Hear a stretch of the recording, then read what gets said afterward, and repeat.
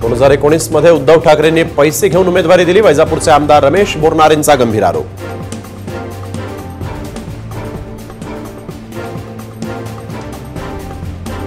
बाप्पा आमचा strike rate वरतीच ठेवणार, देवेंद्र फडणवीसांना विश्वास, सामान्य जनतेच्या हिताचे निर्णय घेतल्याचा शिंदे फडणवीसांचा राऊतांवर पलटवार.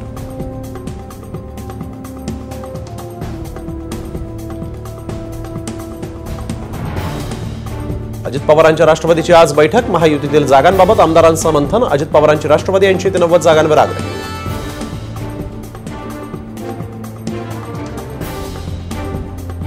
तिसऱ्या आघाडीत एमआयएमला नो एंट्री, बच्चू कडू यांचं स्पष्टीकरण, धार्मिक प्रखरता असणाऱ्यांना सोबत घेणार नसल्याची भूमिका.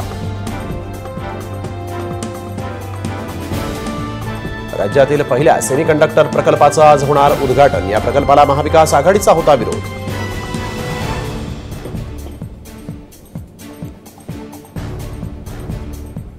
धाराशिवमध्ये अतिवृष्टीमुळे पिकांचं नुकसान, बहुतांश शेतकऱ्यांचे पंचनामे केले नसल्याच्याही तक्रारी, सर्व पंचनामे पूर्ण केले जातील, पालकमंत्री तानाजी सावंतांचं आश्वासन.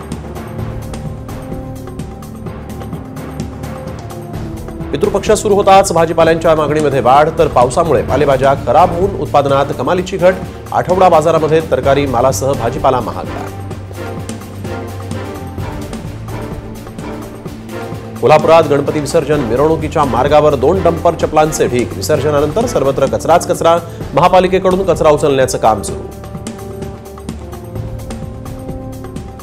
कोल्हापूरच्या सीमा भागातील बाजारामध्ये कर्नाटकातून कांद्याची नवी आवक सुरू, कर्नाटकातून कांद्याची आवक वाढली, त्यामुळे दरात चढ उतार होण्याची शक्यता.